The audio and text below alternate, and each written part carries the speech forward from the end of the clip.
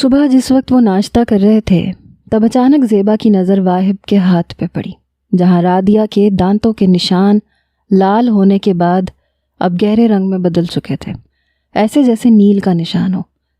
تمہارے ہاتھ پہ کیا ہوا ہے؟ زیبا کے سوال پہ سمی اور رادیہ کی نگاہ بھی اچانک اس کے ہاتھ پہ پڑی۔ رادیہ نے سرعت سے نگاہ ہٹائی، مگر سمی نے بھی پریشان ہو کے دیکھا۔ واہب کی گہری نگاہوں نے پل بھر کو اس بے نیاز کو دیکھا جس کی یہ کارستانی تھی۔ وہ سامنے والی کرسی پہ زیبا کے ساتھ بیٹھی تھی۔ پتہ نہیں، شاید رات میں کسی بہت زہریلے کیڑے نے کاٹ لیا۔ اس کی آواز کی گھمبیرتا پہ رادیہ کی پلکیں لرزیں۔ تو ڈاکٹر کو دکھاؤ، ایسے لائٹ مت لو، سمی نے اسے تنبیہ کی۔ جی بس ابھی آفس جاتے ہوئے دکھاتا جاؤں گا، اس نے سر اس بات میں ہلاتے ہوئے کہا۔ رادیہ، بیگ کہاں ہے تمہارا؟ زیبا نے اسے نظر ہٹا کے رادیہ کو مخاطب کیا۔ جی وہ ابھی اوپر کمرے میں ہے، میں اپنا ہینڈ بیگ لینے جاتی ہوں تو لے آتی ہوں۔ رادیہ اور زیبا کی باتیں اس کی سمجھ میں نہیں آ رہی تھیں۔ کس بیگ کی بات کر رہی تھی وہ؟ چلو ٹھیک ہے، امی ابو کو بہت سلام کہنا اور بس 2 دن میں واپسی کر لینا، میں بہت اداس ہو جاؤں گی۔ واہب نے پھر ناسمجھی کے انداز سے ساس بہو کے اس پیار کو دیکھا۔ جی ضرور، وہ محبت سے کہتی ڈرائنگ روم سے نکل کے سیڑھیوں کی جانب چل دی۔ کہیں جا رہی ہے یہ؟ اس کے سوال پہ سمی اور زیبا نے ایک نظر ایک دوسرے کو دیکھا۔ ہاں، اپنی امی کی طرف۔ کیوں؟ نہ جانے کیا ہوا ایک دم سے پوچھ بیٹھا۔ آگے رمضان آنے والا ہے تو پھر کہاں نکلا جائے گا، اسی لیے۔ کیوں تمہیں نہیں بتایا؟ رادیہ نے اسے تفصیل بتاتے انہوں نے الٹا اس سے سوال کیا۔ نہیں، شاید بتایا تھا، میرے ذہن سے نکل گیا۔ وہ بات بنا کے اپنی کرسی سے اٹھا۔ تھوڑی ہی دیر بعد وہ سمی اور زیبا سے مل کے اس کے ساتھ گاڑی میں آ بیٹھی۔ نہ جانے کیوں واہب کو غصہ آ رہا تھا، حالانکہ ان کے درمیان جو حالات تھے اس بنا پہ اس کا غصہ کرنا بنتا نہیں تھا، اور وہ یہ بات جانتا تھا، مگر پھر بھی نہ جانے کیوں غصہ آ رہا تھا۔ اس وقت چھوڑوں تمہیں گھر پہ یا شام میں؟ آخر جب گاڑی مین روڈ پہ ڈالتے بھی اس نے کچھ نہیں بتایا تو واہب نے لہجے کو سادہ رکھتے ہوئے پوچھا۔ نہیں، ابھی تو بوتیک ہی جاؤں گی، وہاں سے شام میں ابا پک کر لیں گے۔ وہ بڑے آرام سے اپنا پروگرام بتا کے بولی۔ یہ بھی امی کو ہی کہنا تھا کہ مجھے بتا دیتی، آپ کو بتانے کی زحمت گوارا نہ کرنی پڑتی، وہ دانت کچکچا کے بولا۔ رادیہ نے حیرت سے اس کے چہرے پہ موجود نافہم سے تاثرات دیکھے۔ میں آپ کو بتاؤں بھی تو کس ناطے سے؟ الٹا اس سے سوال کیا۔ یہ جو روز میرے ساتھ جاتی ہو یہ کس ناطے سے ہے؟ اس نے بھی سامنے دیکھتے ہوئے الٹا سوال کیا۔ یہ تو آنٹی نے کہا ہے اس لیے ان کی بات کا مان رکھنے کے لیے جاتی ہوں۔ اس کی بات پہ واہب سلگ کے رہ گیا۔ اوہ اچھا، ماں باپ نے کہا شادی کر لو، کر لی، آنٹی نے کہا واہب کے ساتھ جاؤ تو چل دی، اتنی ہی معصوم ہیں آپ، وہ جل کے بولا۔ رادیہ کو سمجھ نہیں آ رہی تھی کہ وہ اتنا الجھ کیوں رہا ہے اس کے ساتھ۔ ہاں بالکل، ایسے ہی جیسے آپ نے پہلی رات کہا اجازت نامے پہ سائن کر دو، میں نے کر دیے۔ وہ بوتیک کے نزدیک آ چکے تھے جب رادیہ نے جواب دیا۔ گاڑی روک کے متحیر نظریں اس کی کچھ جتاتی نظروں کو دیکھنے لگی۔ رادیہ نے بیگ پکڑا، اسے خدا حافظ کہتی گاڑی سے اتر گئی۔ صحیح تو کہہ رہی تھی وہ، اس کے ساتھ تعلق شروع کرتے بھی تو رادیہ نے اس کی بات مانی تھی، پھر یہ واویلا کیسا تھا، اور تعلق تو اس نے کوئی رکھا نہیں تھا، وہ تو نبھا رہی تھی۔ اگلے 2 دن واہب کے انتہائی بیزاری کے عالم میں گزرے۔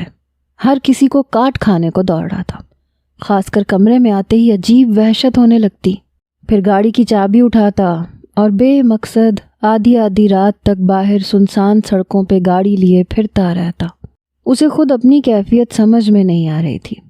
ہر وقت دماغ میں رادیہ کی باتیں، اس کا انداز، اس کا ہنسنا اور اس کی آنسوؤں سے بھری آنکھیں گھومتی رہتی۔ کیا ہو گیا ہے؟ پاگل ہوں میں بھی، خود کو بے طرح سے جھٹلاتا رہا کہ یہ چند دن اس کے ساتھ گزارنے کی وجہ سے ہے، ہر وقت اسے نیچا دکھانے کی وجہ سے وہ اس کے حواسوں پہ سوار ہو چکی ہے۔ مگر کچھ کیفیتیں ایسی ہی ہوتی ہیں، بے نام سی، جنہیں انسان محسوس کرتے ہوئے بھی محسوس نہیں کرنا چاہتا۔ جب دل شدت سے کسی ایک ہستی کی جانب کھینچ رہا ہو، جب ہر منظر اس کے بغیر ادھورا لگ رہا ہو، ہر رنگ بے رنگ لگے تو وہ بے نام سی کیفیت محبت کے سوا اور کچھ نہیں ہوتی۔ مگر واہب تو اسے اپنی زندگی سے نکالنے پہ تلا تھا، کجا کے دشمن سے محبت، بہت بار گہری نفرت گہری محبت میں بھی تبدیل ہو جاتی ہے، اور یہی کچھ واہب کے ساتھ ہو رہا تھا۔ ہر لمحہ اس کے قریب رہنے، اسے جان بوجھ کے مخاطب کرنے کے چکر میں اسے پتہ ہی نہیں چلا وہ کب اس کا عادی ہو گیا، اور پھر یہ عادت محبت میں بدل گئی۔ مگر وہ اتنی آسانی سے حقیقت ماننے والوں میں سے نہیں تھا۔ آفس سے واپسی پر وہ جس لمحے گھر میں داخل ہوا، رادیہ کی چہکتی آواز یوں محسوس ہوئی جیسے اس کے کانوں میں رس گھول گئی ہو۔ ساری بے چینی، اکتاہٹ، چڑچڑاپن لمحوں میں رفو چکر ہو گیا۔ کیا اب بھی خود کو جھٹلاؤ گے؟ دل نے گویا اس کی آنکھیں کھولنی چاہییں، مگر وہ سختی سے اسے ڈپٹتا ہوا آگے بڑھا۔ سامنے ہی وہ دشمن جاں صوفے پہ بیٹھی پتہ نہیں کون سے قصے زیبا کو سنا رہی تھی، جو وہ کبھی ہنستی اور کبھی اسے غور سے سننے لگتی۔ السلام علیکم، وہ سنجیدگی سے سلام کرتا ایک صوفے پہ ٹک گیا۔ اسے دیکھ کے رادیہ کی بولتی بند ہو چکی تھی۔ وعلیکم السلام، زیبا نے بڑے پرجوش انداز میں اس کے سلام کا جواب دیا۔ جس سے سننے کی خواہش تھی وہ زیر لب سلام کا جواب دے کے خاموش ہو چکی تھی۔ کل سے کیا ٹائمنگز ہیں تمہاری؟ زیبا نے رمضان کے حوالے سے پوچھا۔ 10 سے 4 کر دی ہے میں نے، سمی کا بزنس سب وہی سنبھالتا تھا۔ چلو اچھا ہے، ٹائم سے گھر آ کے ریسٹ کر لیا کرنا، زیبا نے سراہا۔ میرے کمرے میں چائے بھجوا دیں؟ دل تو نہیں کر رہا تھا کہ اس کے سامنے سے اٹھے، لیکن 2 دن کی ادھوری نیندیں بھی تو پوری کرنی تھی نا۔ اٹھ کے ایک خاموش مگر کسی قدر گہری نظر اس پہ ڈال کے وہ اوپر چلا گیا۔ رادیہ کو اس کی نظروں کی تپش بری طرح سے محسوس ہوئی۔ سوچ رہا ہوگا پھر آ گئی ڈھیٹ۔ دکھ سے سوچتے ہوئے وہ اور بھی دل برداشتہ ہوئی۔ کب تک اس کی یہ بے رخی سہتی؟ آخر تو نازک مزاج رکھنے والی لڑکی تھی۔ وہ لمحہ بلمحہ اندر سے ٹوٹ رہی تھی، گھل رہی تھی، مگر وہ اپنے اندر ہونے والی توڑ پھوڑ کس کو بتاتی؟ سبھی تو اس کی زندگی کو پرفیکٹ سمجھ رہے تھے، ماں باپ سے کہتی یا انکل آنٹی سے۔ صبح سحری کے لیے رادیہ نے الارم لگا دیا تھا۔ جیسی الارم بجا وہ فوراً اٹھ کے منہ ہاتھ دھونے چل پڑی۔ باہر آئی تو واہب ویسے ہی بے سدھ پڑا تھا۔ ٹھنڈی سانس کھینچ کے دوبارہ سے الارم لگایا اور اس کے سرہانے رکھ کے باہر نکل آئی۔ نیچے آئی تو زرینہ پہلے سے وہاں موجود تھی۔ رادیہ نے اس کے ساتھ مل کے سحری بنانی شروع کی۔ وہ اچھی کوکنگ کر لیتی تھی۔ جلدی جلدی پراٹھے بنانے شروع کیے۔ زیبا بھی تھوڑی دیر بعد ان دونوں کی مدد کروانے پہنچ گئی۔ بیٹا جاؤ واہب کو اٹھا لاؤ۔ جیسے اس نے آخری پراٹھا توے سے اتارا، زیبا نے لسی بناتے ہوئے اسے کہا، آنٹی میں ان کے سرہانے موبائل پہ الارم لگا کے رکھائی تھی، اب تو اٹھ گئے ہوں گے۔ اس نے جانے سے کنی کترائی۔ چلو پھر بھی ایک بار دیکھ آؤ۔ وہ اسے بھیجنے پہ بس ضد تھی۔ رادیہ اب کی بار خاموشی سے کچن سے نکل کے سیڑھیوں کی جانب بڑھی۔ کمرے میں داخل ہوئی تو وہ ویسے ہی سو رہا تھا۔ فوراً سے آگے بڑھ کے الارم چیک کیا تو وہ بج بج کے بند ہو چکا تھا۔ توبہ ہے، آج کیا گھوڑے گدھے بیچ کے سوئے ہیں حضرت، اٹھ ہی نہیں رہے۔ اب کی بار دوبارہ سے 1 منٹ کا الارم لگا کے خود بھی وہیں کھڑی رہی۔ واہب جو سیدھے ہاتھ کی جانب کروٹ لیے لیٹا تھا، آنکھوں کی جھری سے اس کا جھنجھلایا روپ دیکھا۔ اس وقت وہ اتنی پیاری لگ رہی تھی کہ دل یوں ہی اسے دیکھتے رہنے کی ضد کرتا رہا۔ جب تک بازو سے پکڑ کے نہیں ہلاؤ گی میں نہیں اٹھوں گا۔ واہب کی آواز پہ اس کے موبائل پہ الارم سیٹ کرتے ہاتھ ساکت ہوئے۔ اٹھ جائیں شرافت سے، اب اگر آپ نہ اٹھے تو میں آنٹی کو بھیجوں گی، اس نے جل کے دھمکی دی۔ نخرے تو دیکھو جیسے میں کوئی بڑی چہیتی بیوی ہوں، اس نے دل میں جل کے سوچا۔ ٹھیک ہے بھیج دو، میں بھی کہہ دوں گا کہ اس نے تو مجھے اٹھایا ہی نہیں۔ وہ مزے سے اپنی سوچی سمجھی اسکیم شیئر کرنے لگا۔ کیا مصیبت ہے انہیں، ٹائم نکل جائے گا سحری کا، چونچلے تو دیکھو۔ جھنجلا کے بولتی آخری کے لفظ منہ میں بڑبڑا کے رہ گئی۔ تو اٹھاؤ نہ آ کے، وہ مزے سے کروٹ بدلتے ہوئے مسکراتے لہجے میں بولا۔ سحری کا ٹائم نکلنے کا ڈر نہ ہوتا تو کبھی اس کی بات نہ مانتی۔ غصے سے آگے بڑھ کے زور زور سے اس کا کندھا ہلایا۔ اچھا بس اب کندھا توڑنا ہے میرا، واہب اپنی فتح پہ مسکراتا ہوا اٹھا۔ اللہ کرے دوسری شادی کے بعد ہر سحری پہ 8 پیرا روزہ رکھنا پڑے۔ غصے سے اسے بددعا دیتی وہ کمرے سے نکل گئی۔ واہب کے کہے نے کمرہ نکلتے وقت اس کا پیچھا کیا تھا۔ شرافت سے نیچے آ کے اس نے سب کے ساتھ بیٹھ کے سحری کی۔ رادیہ نے سب چیزیں سمیٹ کے کچن صاف کیا۔ سمی اور واہب مسجد جا چکے تھے نماز پڑھنے۔ زیبا بھی اپنے کمرے میں نماز پڑھنے جا چکی تھی۔ اس نے بھی اپنے کمرے کا رخ کیا۔ واش روم سے وضو کر کے نکلی۔ الماری کھول کے نیچے والے خانے سے جائے نماز نکالنے لگی کہ نظر واہب کی سامنے ہینگ ہوئی شرٹس پہ پڑی۔ سب سے آگے وہ شرٹ تھی جو اس نے صبح پہن کے جانی تھی۔ کچھ سوچ کے آنکھوں میں شرارت لیے اس کے سارے بٹن توڑ دیے۔ الماری بند کر کے خود کو شاباشی دی۔ کچھ دیر پہلے سحری پہ اٹھانے کا بدلہ اس نے لے لیا تھا۔ جو بھی ہوگا کچھ دیر تو جھنجھلائے گا، اتنا ہی رادیہ کے لیے کافی تھا۔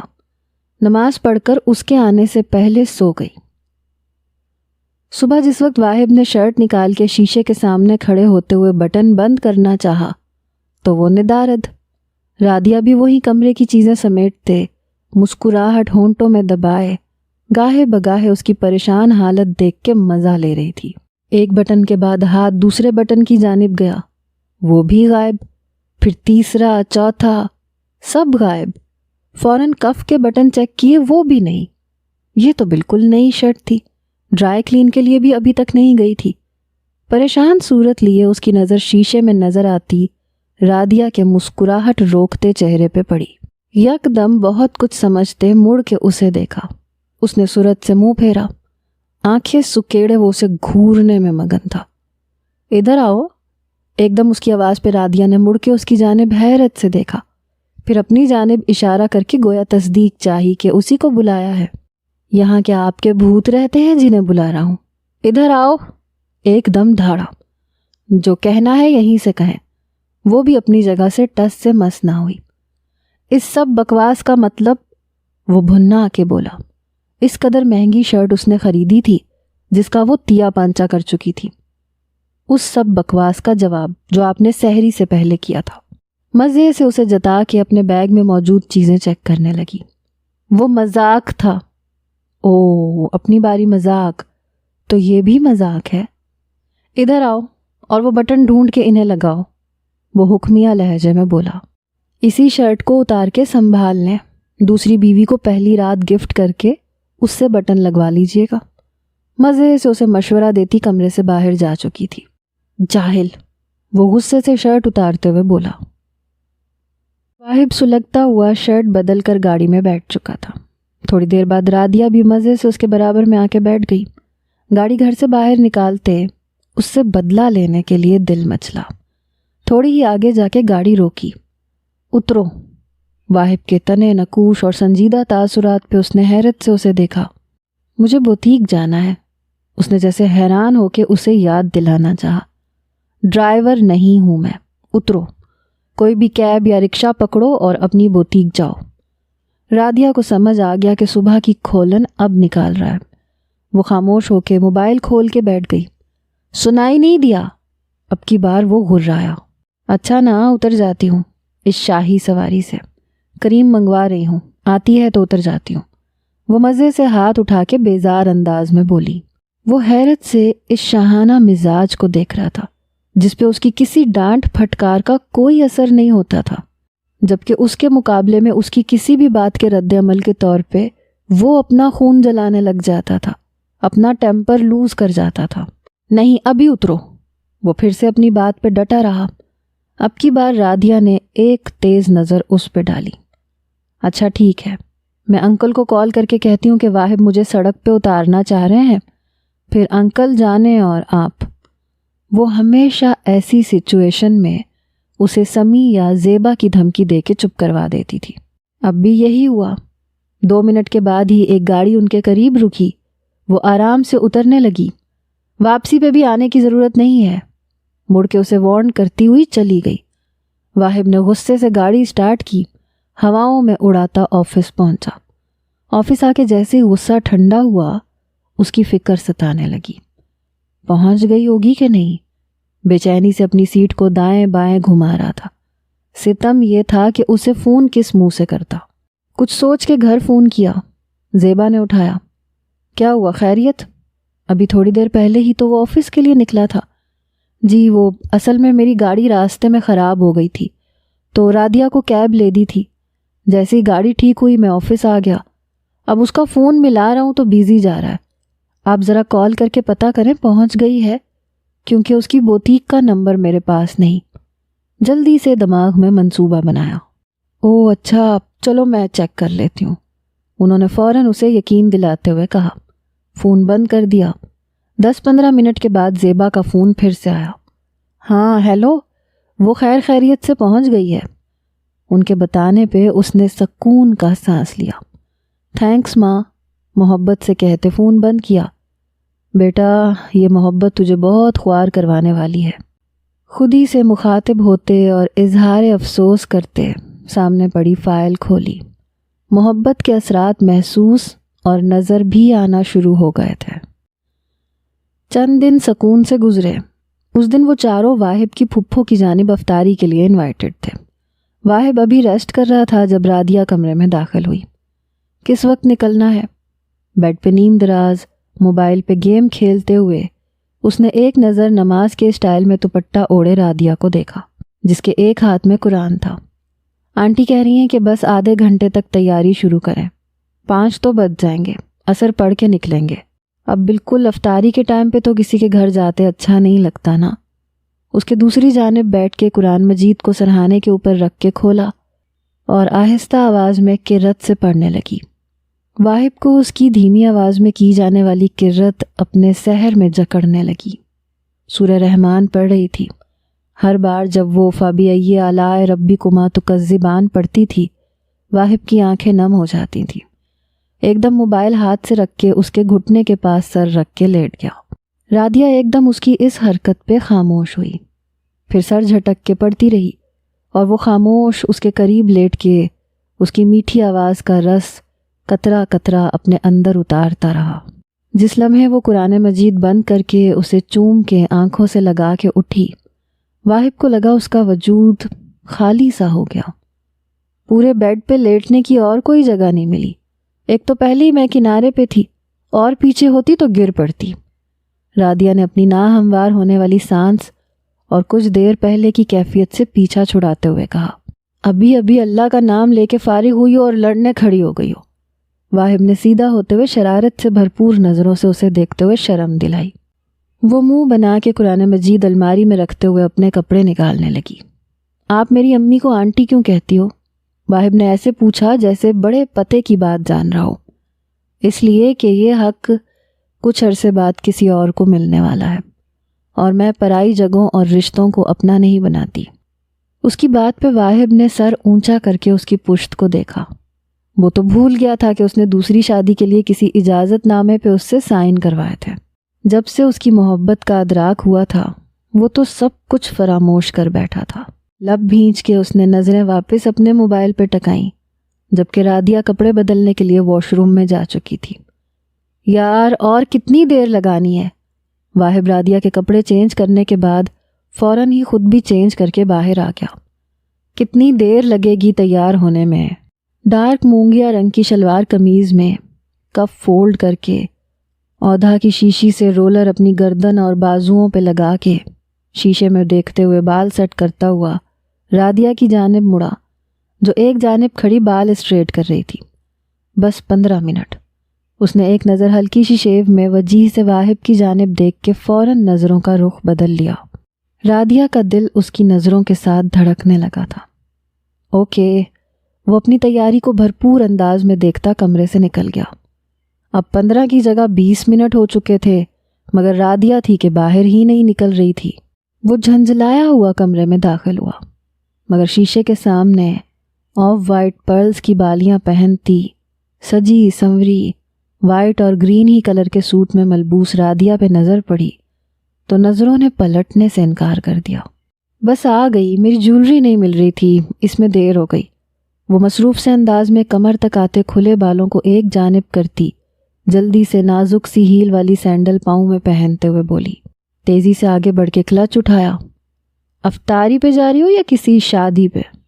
واہب نے جان بوجھ کے اس کا راستہ روکا تاکہ وہ نظر اٹھا کے واہب کو دیکھے۔ اب اتنا بھی تیار نہیں ہوئی۔ وہ بمشکل اس کی گہری بولتی آنکھوں سے نظریں چرا کے بولی۔ دھڑکنوں میں عجیب بے ربط سا شور بڑھ رہا تھا۔ بال باندھو۔ نہ جانے کیوں اسے رادیہ کے کھلے بالوں سے الجھن ہوئی۔ محبوب کی زلف کا اسیر ہونے سے ڈر رہا تھا۔ میری مرضی، اتنی محنت سے اسٹریٹ کی ہے، میں کوئی نہیں باندھ رہی۔ وہ ہٹ دھرمی سے اس کے دائیں سائڈ سے نکلنے لگی۔ بال باندھو، وہ پھر سے اپنی بات پہ زور دے کے بولا۔ چاہے کیچر ہی لگا لو لیکن کھلے نہیں چھوڑو۔ وہ نہیں چاہتا تھا کہ یہ خوبصورتی کسی اور کی نظروں میں آئے۔ وہ اکیلا ہی ان گھنیری زلفوں کا ستم سہنے کے لیے بہت تھا۔ رادیہ نے حیرت سے اس کے دھونس بھرے انداز دیکھے۔ کیوں مانوں آپ کی بات؟ نہیں بند کرتی۔ وہ بھی کمر پہ ہاتھ رکھ کے لڑنے کو تیار ہو گئی۔ اس لیے کیونکہ میرے نکاح میں ہو۔ وہ اس کے چہرے پہ نظریں گاڑ کے بولا۔ اچھا، جب دل کرے گا تو نکاح میں شامل کر لیں گے، اور جب دل کرے گا 2 کوڑی کا کر دیں گے۔ اچھی زبردستی ہے۔ وہ ہاتھ ہلا کے کندھے اچکا کے بولی۔ واپس آ کے لڑ لینا، ابھی بال باندھو۔ کوئی بات سمجھ نہیں آتی؟ وہ کیسے کہہ دیتا کہ تمہاری خوبصورتی صرف مجھ تک، اپنے محرم تک محدود رہنی چاہیے۔ اپنی جگہ سے ٹس سے مس نہ ہوتے دیکھ کر رادیہ نے گھور کے اسے دیکھا۔ واپس مڑی، غصے سے کیچر اٹھا کے بالوں میں لگایا۔ واہب کے چہرے پہ بڑی جاندار مسکراہٹ پھیلی۔ وہ اس سے پہلے کمرے سے باہر نکلا۔ سیڑھیاں اترتے موبائل پہ کسی کو میسج ٹائپ کر رہا تھا۔ رادیہ دوپٹہ سر پہ لینے لگی۔ ایک دم پاؤں مڑا۔ آگے چلتے واہب کا سہارا لینے کے لیے اس نے اس کے بازو پہ ہاتھ رکھا۔ کیا مسئلہ ہے یار؟ واہب کوئی آفیشیل میسج کر رہا تھا۔ رادیہ کے اچانک خود کو ہاتھ لگانے پہ چڑا۔ وہ ابھی بمشکل خود کو اس کے گھنیرے بالوں اور ساحر چہرے کے سحر سے بچا کے آیا تھا، اور وہ تھی کہ پھر سے اس کا امتحان لینے پہ تلی تھی۔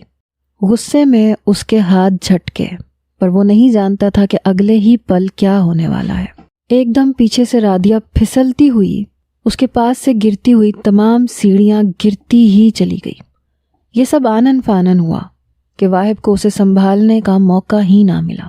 نیچے گرتے ہی اس کی دلدوز چیخیں اس کے حواس جھنجھوڑ کے رکھ گئی۔ زیبا اور سمی دوڑ کے اس کے پاس آئے، جو چیخنے کے ساتھ ساتھ زور زور سے رو رہی تھی۔ واہب تیزی سے سیڑھیاں اترتا اس کے قریب پہنچا۔ اماں! وہ اماں کو پکار رہی تھی۔ ٹانگ تھامے وہ ادھر سے ادھر مچھلی کی طرح تڑپ رہی تھی۔ ماتھے پہ بھی سیڑھی کا کوئی سرا لگا تھا، جس کی وجہ سے وہاں گہرا کٹ پڑ چکا تھا اور خون رس رہا تھا۔ گاڑی نکالو، سمی نے فوراً واہب سے کہا۔ واہب نے اسے اٹھانا چاہا، جب درد سے بے حال ہوتے ہوئے بھی رادیہ نے اس کے ہاتھ کو جھٹکا اور خود سے اس کے ہاتھ دور ہٹائے۔ ہاتھ مت لگائے مجھے، اچھوت ہوں نا میں، دھکا دیتے احساس نہیں تھا؟ آنسوؤں سے بھری آنکھوں میں غصہ سموئے وہ دھاڑی۔ زیبا اور سمی نے بے یقین نظروں سے اسے دیکھا۔ تم نے دھکا دیا ہے؟ سمی اور زیبا نے افسوس اور حیرت سے اسے دیکھا۔ میں نے دھکا نہیں دیا۔ وہ بھی رادیہ کے الزام پہ حیران، ایک نظر اسے اور ایک نظر سمی اور زیبا کو دیکھ کے اپنی صفائی دیتے ہوئے بولا۔ ہائی اماں! ایک بار پھر تکلیف نے رادیہ کو گھیرا تو وہ پھر سے رونے اور چیخنے لگی۔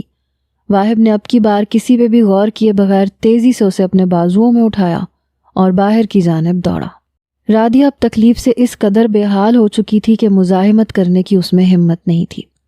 پچھلی سیٹ پہ احتیاط سے اسے لٹاتے واہب ڈرائیونگ سیٹ کی جانب بڑھا۔ زیبا اور سمی بھی فوراً گاڑی میں بیٹھے۔ زیبا پیچھے اس کے ساتھ بیٹھ کے اس کا سر اپنی گود میں رکھتے اسے سہلانے لگی، جبکہ سمی بالکل خاموش واہب کے ساتھ اگلی سیٹ پہ تھے۔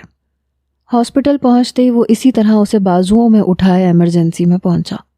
اسے کوئی پرواہ نہیں تھی کون اسے دیکھ رہا ہے، اسے پرواہ تھی تو اس کی جو تکلیف سے نڈھال ہو رہی تھی۔ چہرے پہ خون کی لکیر اب سوکھ رہی تھی۔ فوراً ایمرجنسی الرٹ ہوئی، اسے باہر جانے کو کہا گیا۔ واہب، زیبا اور سمی باہر کھڑے ڈاکٹرز کا انتظار کرنے لگے۔ سمی نے بہن کو فون کر کے آنے سے معذرت کر لی۔ فی الحال یہ نہیں بتایا کہ رادیہ سیڑھیوں سے گری ہے، بس اتنا کہا کہ اس کی طبیعت ٹھیک نہیں ہے۔ شرم آتی ہے مجھے یہ سوچ کے کہ میں نے اس جیسے جنگلی سے اسے بیاہ دیا۔ فون بند کر کے سمی نے سر جھکائے، کوریڈور کی دیوار کے ساتھ پشت ٹکا کے کھڑے واہب کو ایک نظر تنفر سے دیکھ کے کہا۔ اس نے سر اٹھایا۔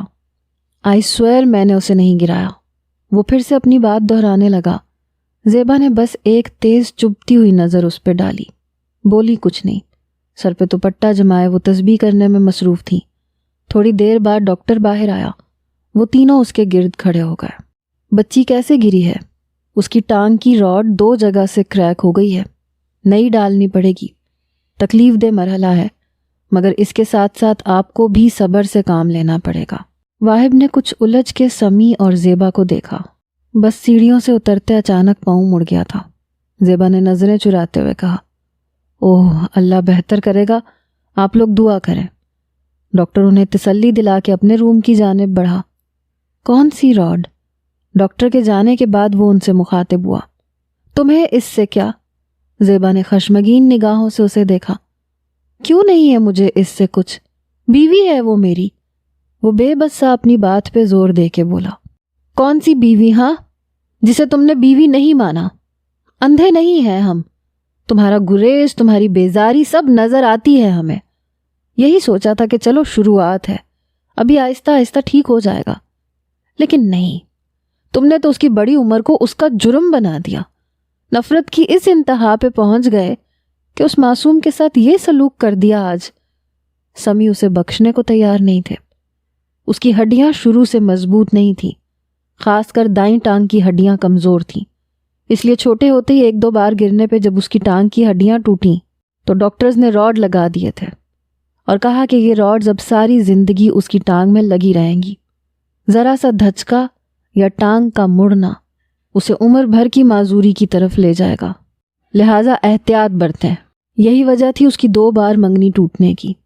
سب یہی سمجھتے تھے کہ وہ معذور ہے، حالانکہ صرف ہڈیاں کمزور تھیں، اور ان کا علاج بھی راڈز کی صورت کر کے اس کی کمزوری کو کور کر لیا گیا تھا۔ مجھے جب شائستہ بھابھی نے بتایا مجھے بے حد تکلیف پہنچی، تبھی فیصلہ کر لیا تھا کہ اس نگینے کو اپنے گھر لے کے آؤں گی۔ کیا کسی کی ذرا سی کمزوری کو ہم اس کا گناہ بنا دیں گے؟ ہم کون ہوتے ہیں یہ سب کرنے والے؟ تمہیں اس سے دلچسپی ہی نہیں تھی تو تمہیں کیا بتاتے؟ اور پھر جس طرح تم اس رشتے سے ہتھے سے اکھڑ رہے تھے، عین ممکن تھا کہ تمہیں بتا دیتے تو تم اسی بات کو جواز بنا کے اس سے شادی سے انکار کر دیتے۔ مگر مجھے کیا پتا تھا کہ اس بچی کے ساتھ ایسی ناقدری میرے ہی گھر میں ہوگی۔ زیبا نے روتے ہوئے اس پہ سب راز افشاں کیے۔ اوہ خدایا! سر تھامے بینچ پہ بیٹھے اسے اپنی ہر زیادتی اور اس کی خاموشی یاد آئی۔ تو یہ وجہ تھی اس کی ہر الٹی سیدھی بکواس کو برداشت کرنے کی۔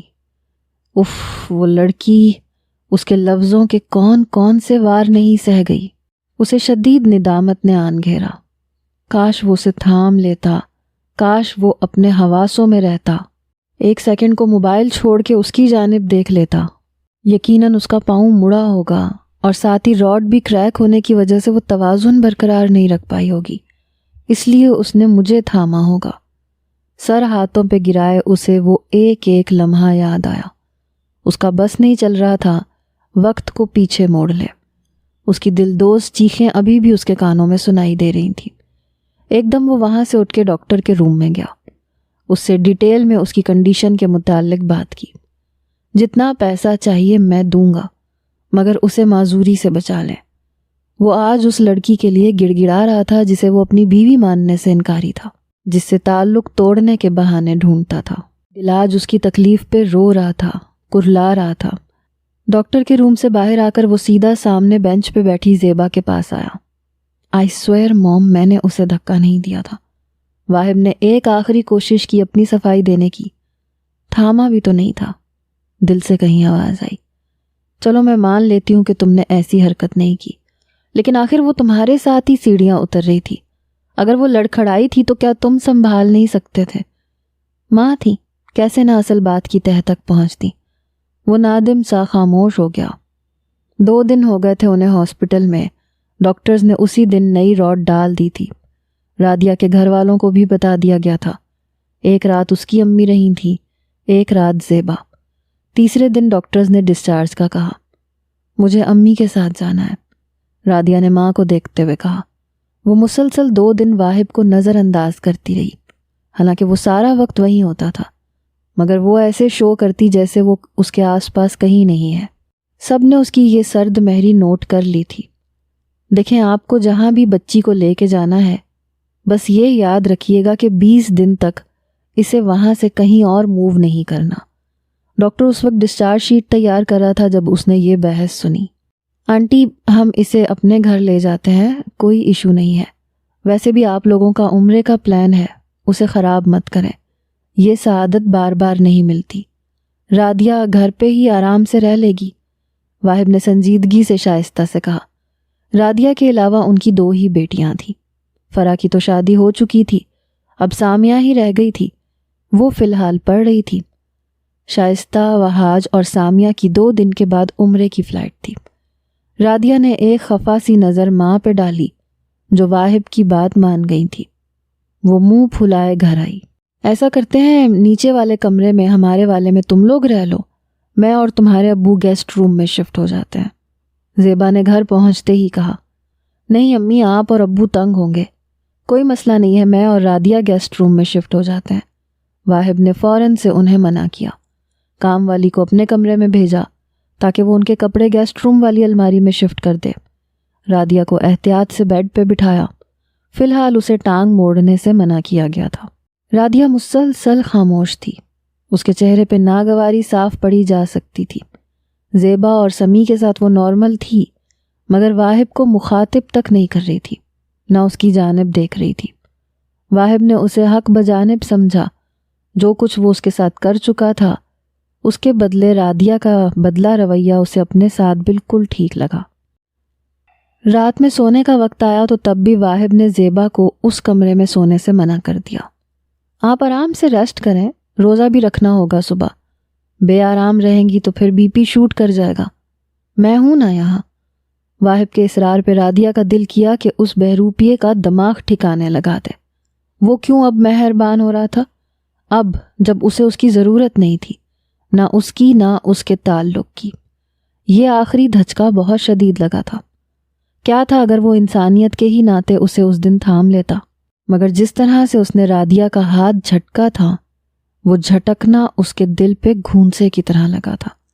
اس چوٹ کی درد اب کبھی نہیں جانے والی تھی۔ دیکھ لو بیٹا، اب تمہیں تنگی ہوگی، زیبا نے رادیہ کا خطرناک حد تک سنجیدہ چہرہ دیکھ کے کہا۔ وہ تو ماں باپ تھے، انہوں نے تو واہب کو معاف کر دیا تھا، مگر وہ جس نے نہ جانے کیا کیا سہا تھا، وہ کیسے معاف کرتی؟ میں نے فی الحال کچھ دن کا آف لے لیا ہے، جو کوئی کام ہوگا وہ میں گھر پہ لیپ ٹاپ پہ کر لوں گا، باقی ابو سنبھال لیں گے، اس نے رسانیت سے کہا۔ اچھا چلو، کوئی مسئلہ ہو تو ہمیں جگا دینا۔ وہ بادل نخواستہ وہاں سے اٹھی۔ زرینہ سے کہیں یہاں لیٹے۔ زیبا کے جاتے ہی جیسے ہی واہب نے دروازہ بند کیا، رادیہ کی سپاٹ آواز سنائی دی۔ میں ہوں نا آپ کے پاس، اس نے جیسے تسلی دلائی۔ آپ ہیں اسی لیے پریشانی ہے، رات کو اٹھ کے گر بھی گئی بیڈ سے تو آپ کیوں اٹھائیں گے؟ وہ زہر خند لہجے میں بولی۔ واہب نے بڑے سکون سے اس کا یہ لہجہ برداشت کیا۔ کسی قسم کا ریاکشن نہ دیکھ کے رادیہ حیران ہوئی۔ بڑے آرام سے اس کی دوائیاں چیک کر کے اس نے نائٹ بلب آن کیا، لائٹ آف کر کے اس کی جانب بڑھا۔ وہ سانس رو کے اسے اپنی جانب بڑھتا ہوا دیکھ رہی تھی، جھک کے اس کے شانوں سے تھام کے اسے آگے کیا۔ رادیہ کو لگا ایک سنسنی سی پورے جسم میں پھیل گئی ہو۔ 2-3 تکیے اس کے پیچھے ٹیک لگانے کے لیے رکھے، ان میں سے 2 ہٹائے، پھر اسے بازوؤں سے آگے کیا کیونکہ اس نے ابھی ٹانگ پہ زیادہ زور نہیں دینا تھا۔ پھر دوبارہ سے اسے بیڈ پہ اس طرح بٹھایا کہ وہ کمر سیدھی کرتی تو آرام سے لیٹ جاتی۔ رادیہ اس کے وجیح چہرے کو حیرت بھری نظروں سے دیکھ رہی تھی۔ نہ کوئی ناگواری تھی، نہ کوئی بیزاری، ایسے جیسے محبتیں ٹپک رہی تھیں۔ وہ گم سم اس کی ایک ایک حرکت نوٹ کر رہی تھی۔ اسے دوبارہ کندھوں سے تھام کے لٹایا۔ اس کی حیرت بھری نظروں میں دیکھتے ایک جاندار مسکراہٹ اس کے چہرے پہ پھیلی، پھر سیدھے ہو کے اس کی ٹانگوں پہ کپڑا دیا۔ کیوں کر رہے ہیں آپ یہ؟ آخر حیرت کو الفاظ ملے۔ میرا فرض ہے، بڑے آرام سے جواب دیا گیا۔ میری کمزوری تو ویسے بھی اب آپ کی نظروں میں آ گئی ہے، اب تو راستہ صاف ہے، اسے بہانہ بنا کے مجھے زندگی سے نکال دیں اور کسی اور کا ہاتھ تھام لے۔ وہ اس کے قریب تکیہ رکھ کے لیٹا، ایک ہاتھ سر کے نیچے رکھے بڑی فرصت سے اس کی زبان کے تیر سہ رہا تھا۔ وہ تو خیر میں لے ہی آؤں گا کسی کو زندگی میں، لیکن آپ کو نہیں نکالنا۔ اگر نکال دیا تو لڑوں گا کس سے؟ شرارتی مسکراہٹ ہونٹوں پہ دبائے وہ اسے پھر سے چڑھا رہا تھا۔ رادیہ کو جب جواب سمجھ نہیں آیا تو غصے سے منہ دوسری جانب موڑ لیا۔ ذہن پہ اتنا بوجھ مت ڈالیں، سو جائیں۔ تکیے پہ سر رکھتے اس کا ہاتھ مضبوطی سے اپنے ہاتھ میں تھاما۔ رادیہ نے جھٹکنا چاہا تو اور بھی مضبوطی سے تھاما۔ ہاتھ ہٹائیں، کیوں پکڑا ہے؟ وہ دبے دبے انداز میں چیخی۔ اس لیے کہ رات کو جب آپ ہلکی سی بھی جنبش کریں تو میری آنکھ کھل جائے۔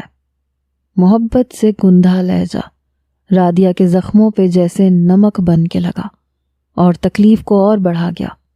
اتنی زحمت کرنے کی ضرورت نہیں ہے، اسی لیے کہا تھا کہ زرینہ کو یہاں رکنے دے۔ وہ سرد اور خشک لہجے میں بولی۔ کچھ دن کے لیے مجھے زرینہ سمجھ لو اور اب خاموش ہو کے سو جاؤ۔ پتہ نہیں کیسی نیند کی دوائی ڈاکٹر نے دی ہے، لگتا ہے آپ کی نیند اڑ گئی ہے۔ بڑبڑاتے ساتھ ہی وہ پھر سے آنکھیں بند کر کے لیٹ گیا۔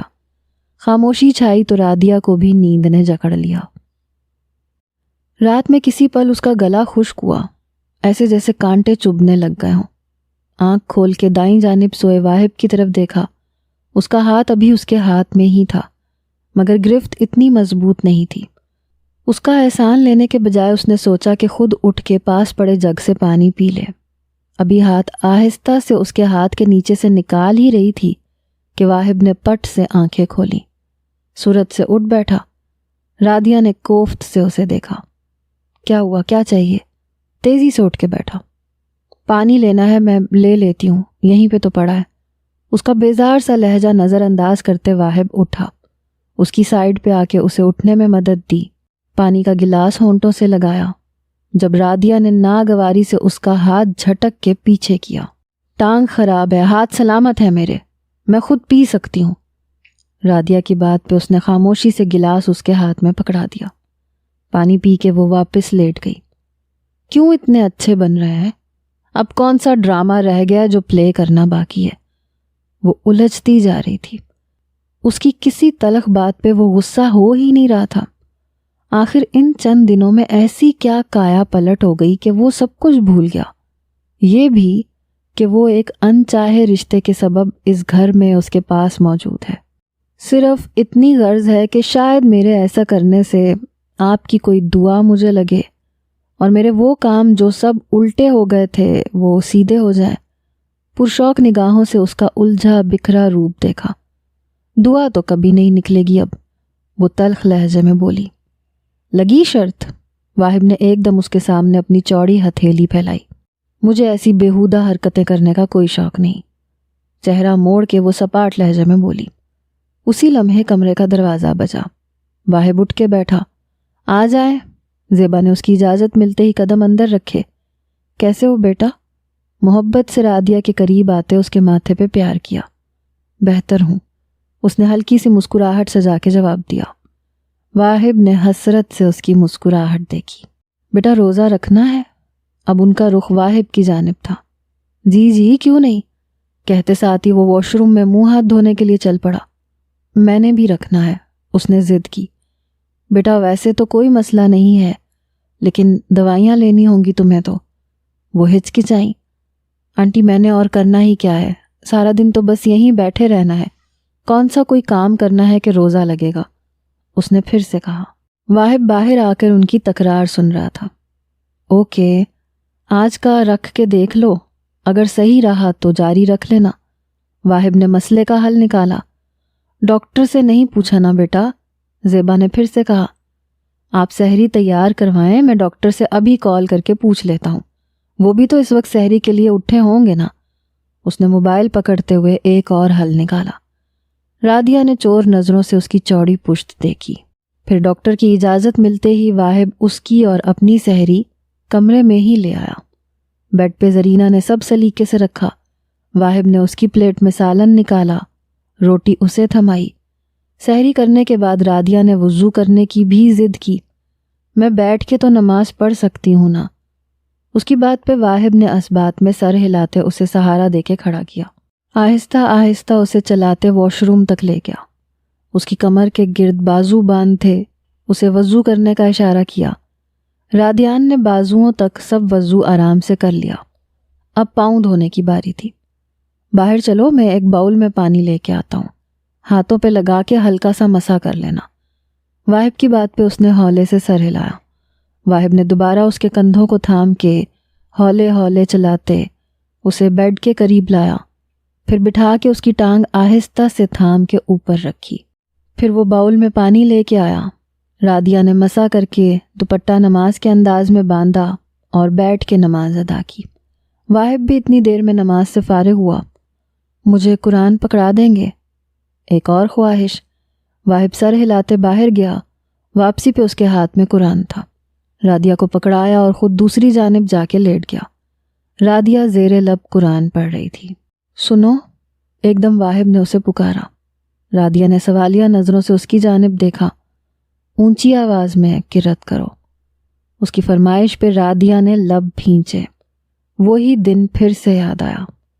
ٹھنڈی سانس لے کے اونچی آواز میں پڑھنے لگی۔ واہب نے سر اس کے قریب اسی انداز میں رکھا۔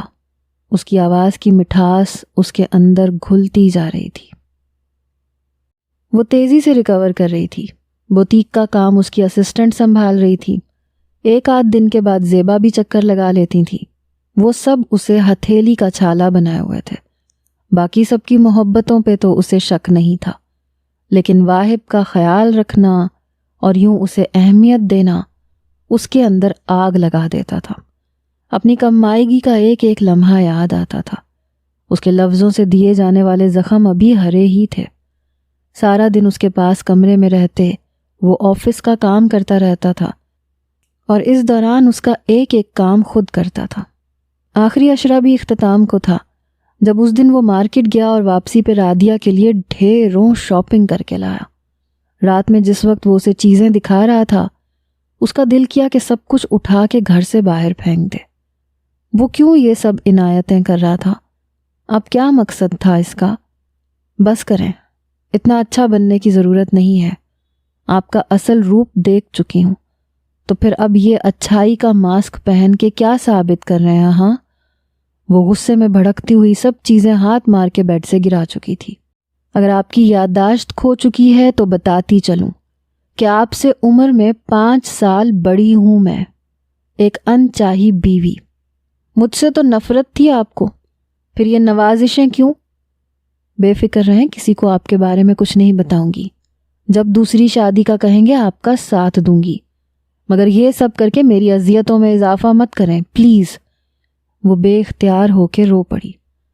اگر میں اپنے کیے کی معافی مانگوں، کیا پھر بھی یقین نہیں آئے گا؟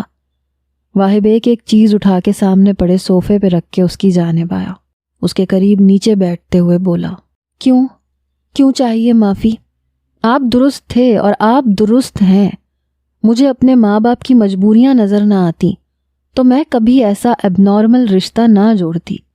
ہر لمحہ آپ نے مجھے یہ احساس دلایا کہ میں کوئی عمر رسیدہ عورت ہوں اور آپ کے پلے باندھ دی گئی ہوں۔ مجھے اب آپ کی معافی سے کوئی سروکار نہیں۔ ہمدردی کر رہے ہیں نا؟ معذور ہوں، مگر اتنی نہیں ہوں کہ اپنا بوجھ خود نہ اٹھا سکوں۔ بس اپنے ٹھیک ہونے کا انتظار کر رہی ہوں۔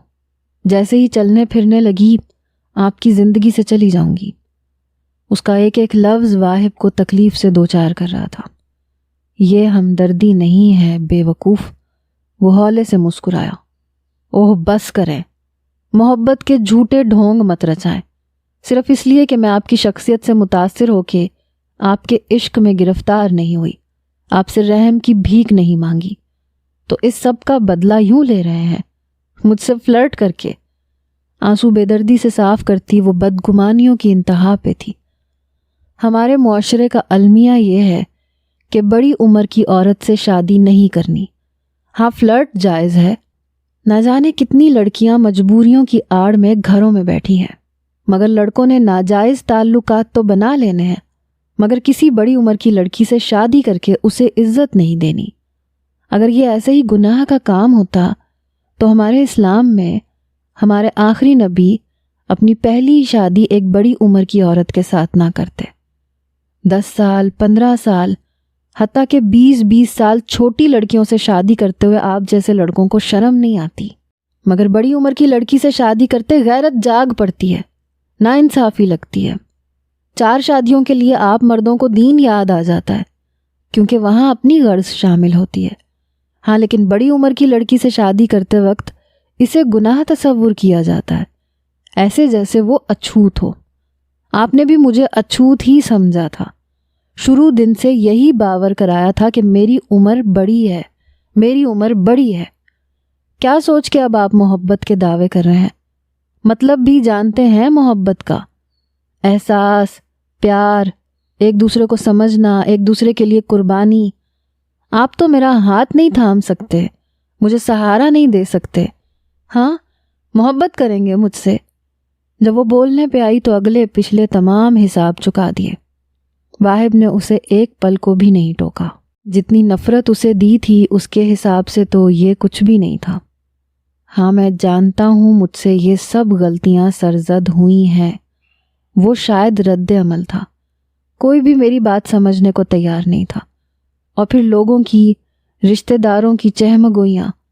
ہماری شادی پہ بہت سے لوگوں کو میں نے یہ کہتے سنا کہ زیبا بھابی اور سمی بھائی کو اتنی کیا جلدی تھی واہب کی شادی کی، اچھے بھلے لڑکے کی شادی 5 سال بڑی لڑکی سے کر دی۔ کوئی یہ کہہ رہا تھا کہ شہاب کا کیا دھونے کی خاطر بیچارے واہب کو پھنسا دیا۔ تم خود سوچو، ہم ایک ایسے معاشرے میں رہتے ہیں جہاں ہر سوچ اور ہر ذہن رکھنے والے لوگ موجود ہیں، اور لوگوں کی باتیں اتنی کاٹ دار ہوتی ہیں کہ وہ اچھے بھلے انسان کا دماغ خراب کر دیتی ہیں۔ میں پہلے ہی الجھا ہوا تھا اس پہ لوگوں کی باتیں، بس میں وہ سب کر گیا جو مجھے نہیں کرنا چاہیے تھا۔ مگر آپ اگر تھوڑا سا مجھے سمجھ لیتی تو شاید حالات بہتر ہوتے۔ آپ کا دل شکن رویہ، میری ہر بات پہ میرا پورا مقابلہ کرنا۔ اس کی بات ابھی ختم نہیں ہوئی تھی کہ رادیہ نے کچھ کہنے کے لیے منہ کھولا۔ پلیز پہلے پوری بات سن لو، واہب نے اسے روکا۔ میں آپ کو قصوروار نہیں کہہ رہا، کیونکہ شروع میں نے کیا تھا۔ ظاہر ہے کہ آپ کو اپنا بھرم رکھنے کے لیے کچھ تو کرنا ہی تھا۔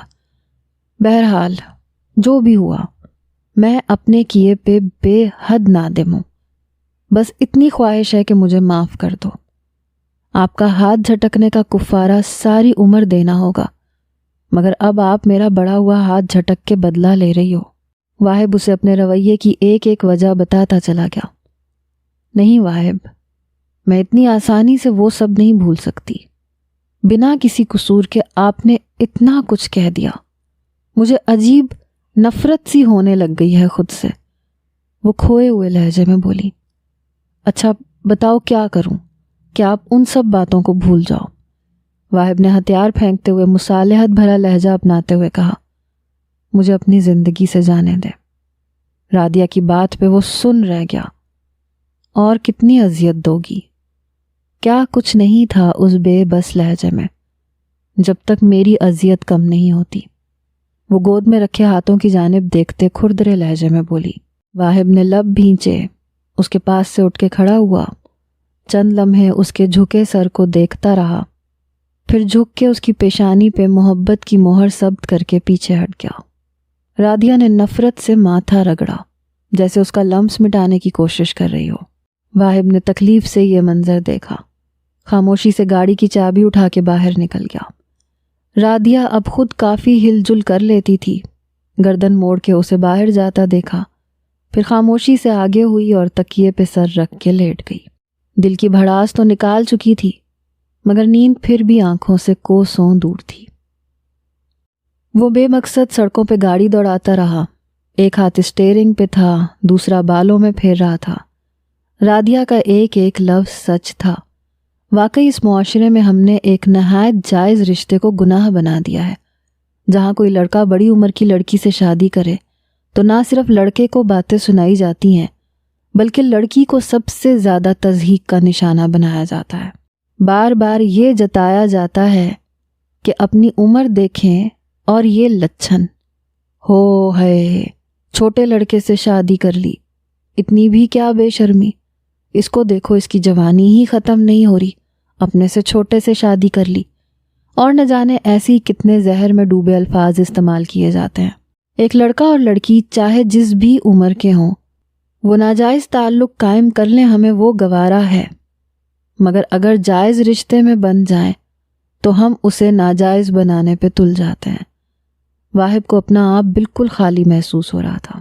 پڑھا لکھا ہو کے بھی اس نے اتنی گھٹیا حرکت کی تھی۔ وہ جب جب اس کے ساتھ کھڑی ہوتی تھی اسے ماں کے الفاظ یاد آتے، تم اس سے بڑے لگتے ہو، وہ چھوٹی لگتی ہے، وہ اتنی نازک سی تو ہے۔ واہب کو کئی بار ماں کی یہ کہی بات سچ لگی تھی۔ وہ اگر اتنی کامنی سی نہ بھی ہوتی تو بھی کیا تھا؟ بہت سی لڑکیاں شادی کے بعد اتنی بے ڈول ہو جاتی ہیں کہ میاں سے بڑی لگنے لگتی ہیں، چاہے 10 سال چھوٹی ہوں۔ میں نے کیوں اتنی جلد بازی اور بے وقوفی کا ثبوت دیا؟ اسے رہ رہ کے خود پہ غصہ آ رہا تھا۔ کیسے وہ اس کے دل سے اپنے الفاظ کو کھرچ ڈالے؟ صحیح کہتے ہیں، زبان سے نکلے الفاظ اور کمان سے نکلا تیر کبھی واپس نہیں آتے، بس پچھتاوا رہ جاتا ہے۔ اور وہ پل پل اب اس پچھتاوے کی آگ میں جھلس رہا تھا کہ کاش وہ وقت کو پیچھے لے آتا، کاش وہ اپنے اور رادیہ کے رشتے کو یوں بگاڑنے کے بجائے کچھ وقت دے دیتا۔ مگر اب لگتا تھا کہ کچھ بھی نہیں بچا، وہ تو واپس پلٹنے کو تیار ہی نہیں تھی۔ صبح جس لمحے وہ نماز کے لیے اٹھا، رادیہ ابھی سو رہی تھی۔ واہب نے محبت بھرا لمس اس کی پیشانی پہ چھوڑا، پھر اپنا موبائل پکڑ کے کچھ ٹائپ کر کے اس کے نمبر پہ سینڈ کیا اور واش روم کی جانب بڑھ گیا۔ تھوڑی دیر بعد شاور لے کے سفید کرتا پہنے باہر آیا، تب بھی رادیہ سوئی ہوئی ملی۔ اس پہ ایک مسکراتی نگاہ ڈال کے کمرے سے چلا گیا۔ وہ گہری نیند میں تھی جب دروازہ نوک ہوا۔ مندی مندی آنکھیں کھولی تو زیبا کمرے میں آتی دکھائی دی۔ عید مبارک بیٹا، تمہارے ابو اور واہب نماز ادا کرنے گئے ہیں، تم بھی ان کے آنے تک اٹھ کے تیار ہو جاؤ۔ زیبا نے مسکراہٹ چہرے پہ سجائے اس کے ماتھے سے الجھتے بال سمیٹتے ہوئے کہا، خیر مبارک آنٹی، بس میں اٹھ گئی۔ محبت سے اٹھ کے ان کے گلے سے لگتے ہوئے وہ بولی، جو بیڈ پہ اس کے قریب ہی بیٹھ چکی تھی، شاباش میرا بچہ، تمہارے کپڑے رات کو زرینہ سے کہہ کے پریس کروا دیے تھے، اٹھو چینج کر لو۔ اٹھتے ہوئے اس کے چہرے کو پیار سے تھپ تھپاتے ہوئے کہا، جی، اور سنو، کمرے سے جاتے جاتے وہ مڑی۔ جی، اس نے استفہامیہ نظروں سے انہیں دیکھا۔ جب اس رشتے کو قبول کر لو تو ہمیں بھی ماں باپ کی حیثیت سے قبول کر لینا۔ اتنی محبت سے انہوں نے اپنی خواہش بیان کی۔ جی جی، رادیہ ان کی بات پہ چند لمحے کے لیے ششدر رہ گئی۔ تو وہ جانتی تھیں اس کے اور واہب کے درمیان کے تعلقات۔ ہاں ظاہر ہے، دونوں نے ہی کسی سے چھپانے کی ضرورت ہی نہیں سمجھی تھی، نہ نفرت کو، نہ بیزاری کو، اور نہ ہی اب واہب نے اپنی محبت کو۔ وہ شفقت سے مسکراتے ہوئے کمرے سے باہر چلی گئی۔ اس نے بیڈ سے اٹھنے سے پہلے موبائل کھول کے دیکھا تو واٹس ایپ پہ واہب کا میسج موجود تھا۔ فوراً کھول کے پڑھا، open up the gates, please let me in, everybody needs some way to start again, I have been rude, not always kind, since it's been a long hurt to climb. So lay your hand in mine. Sometimes we just carry hopes to down, but letting go is hard, I have found. So let me be like the leaves on the trees. They come back in the spring and go to green. So let me be like a stream full of rain. It comes back eventually to the sea. Let me where we could reach the promised land. There is nothing that we can do to change the past. But baby, now I have found a way back to you. So please find a way back to me. واہب کے message میں درج الفاظ رادیہ کو گھٹنے ٹیکنے پہ مجبور کر رہے تھے۔ اس نے اسٹک ڈھونڈی، پھر دل میں نہ جانے کیا سمایا، اٹھ کے کوشش کر کے اپنے ہی سہارے چلنے لگی۔ ہلکی سی لڑکھڑاہٹ کے ساتھ وہ کسی حد تک کامیاب ہو گئی۔ پہلے واش روم گئی، ہاتھ منہ دھو کے باہر آئی، کمرے میں بنی قدآور الماری کی جانب رخ کیا۔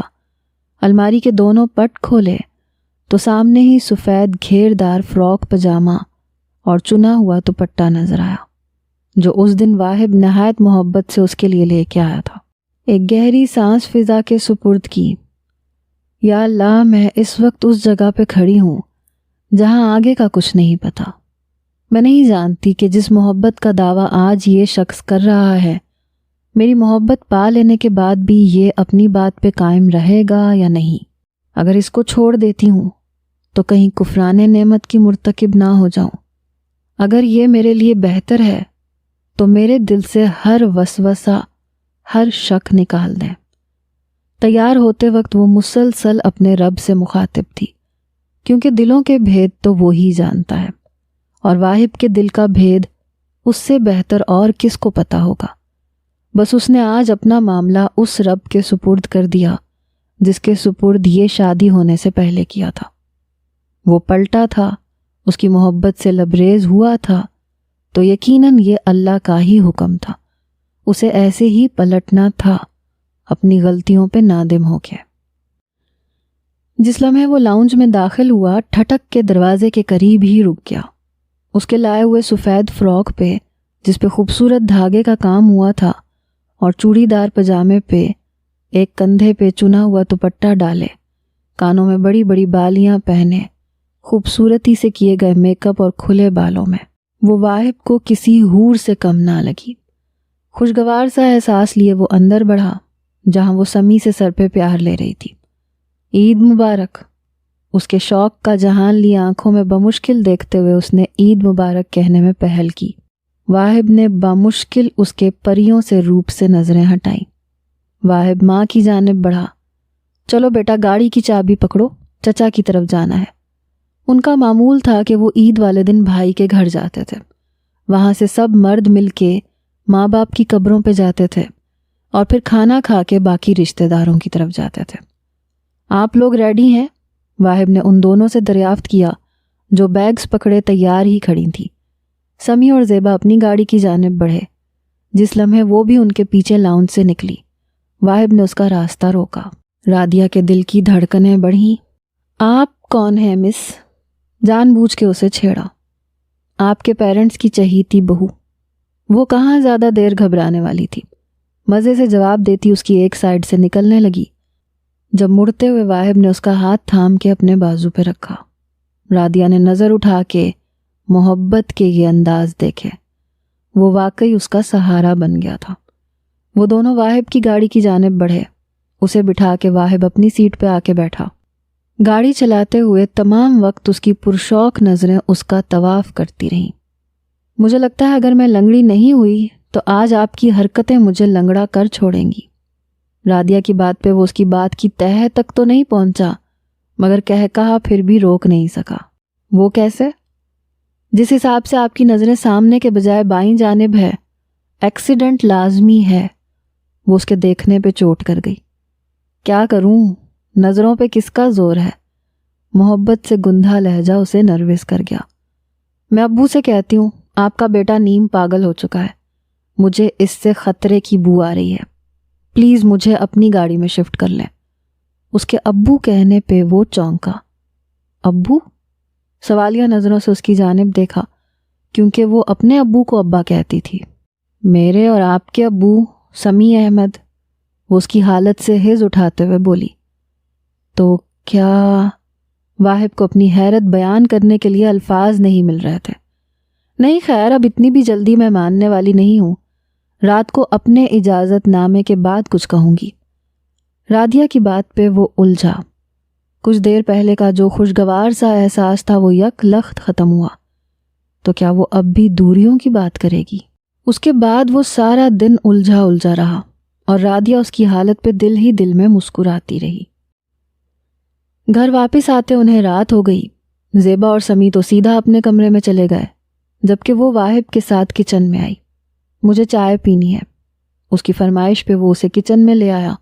سب چیزیں اس کے پاس رکھیں تاکہ اسے بار بار پکڑنے کے لیے زیادہ چلنا نہ پڑے۔ رادیہ نے ابلتے پانی کے ساتھ ہی سب چیزیں ڈالیں۔ وہ اس کی ایک ایک حرکت دیکھ رہا تھا، ہونٹوں پہ کفل لگا تھا۔ ایک دم نہ جانے کیا ہوا، آگے بڑھ کے پیچھے سے اس کے کندھے پہ سر رکھ دیا۔ بس کر دو یار، کب تک یہ سرد مہری قائم رکھو گی؟ رادیہ اس اچانک افتاد کے لیے تیار نہیں تھی۔ اتھل پتھل سانسوں کو بمشکل ہموار کیا، چہرہ موڑ کے اس کے گھنے بالوں والے سر کو دیکھا۔ جب تک آپ اجازت نامے پہ سائن نہیں کرتے، وہ سرد لہجے میں بولی۔ واہب نے سرعت سے سر اٹھا کے اس کے چہرے کو دیکھا۔ سب کچھ مانگ لینا مگر جدائی نہ مانگنا۔ اس کے لہجے میں کیا کیا نہ تھا، خوف، التجا، گزارش۔ رادیہ خاموش رہی۔ چائے کپوں میں انڈیل کے ٹرے واہب نے تھامی، اسے لے کے کمرے میں آیا۔ بیڈ پہ بیٹھ کے اس نے سائڈ ٹیبل کے دراز سے ایک کاغذ نکالا۔ واہب نے بیڈ پہ بیٹھتے ہوئے کنکھیوں سے اس کاغذ کو دیکھا جس کی تہیں اب وہ کھول رہی تھی۔ یہ اجازت نامہ اور شرائط نامہ دونوں ہیں۔ مزے سے پیپر پکڑ کے رخ واہب کی جانب کیے بولی۔ واہب سانس روکے اسے سن رہا تھا۔ پہلی شرط، کبھی مجھے بڑی عمر کا تانا نہیں دیں گے۔ اس کی بات سن کے اس نے چونک کے اس کے چہرے کی جانب دیکھا۔ مطلب وہ زندگی کی شروعات سے پہلے اس سے کچھ منوانا چاہتی تھی۔ اعصاب ایک دم ڈھیلے ہوئے۔ ڈن، چہکتی آواز پہ رادیہ نے کاغذ سے نظر اٹھا کے اس کے مطمئن چہرے کی جانب دیکھا۔ مجھے بوتیک بند کرنے کا کبھی نہیں کہیں گے۔ ڈن۔ اب کی بار واہب نے سر اس کی گود میں رکھ دیا۔ فضول میں ہر وقت اوور نہیں ہوں گے۔ اس کا اشارہ اس کا سر گود میں رکھنے کی طرف تھا۔ Half done. Half done? اس نے سوالیہ نظریں اس کے چہرے پہ ڈالی۔ ہاں نا، اب فضول حرکتیں بیوی کے ساتھ نہ کروں تو پھر کس کے ساتھ کروں؟ اس کی بات پہ اس نے منہ بنا کے دوبارہ کاغذ کو پڑھنا شروع کیا۔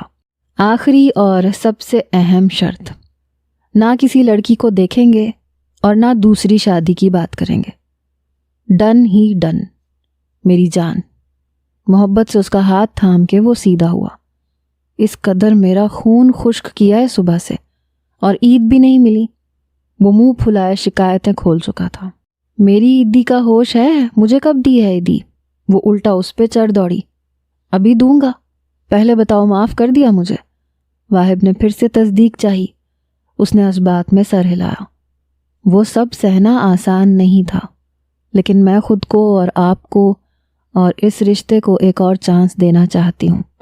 آپ کا یوں پلٹ کے آنا یقیناً اللہ کی رضا ہے، اور میں اس کی رضا میں راضی رہنا چاہتی ہوں۔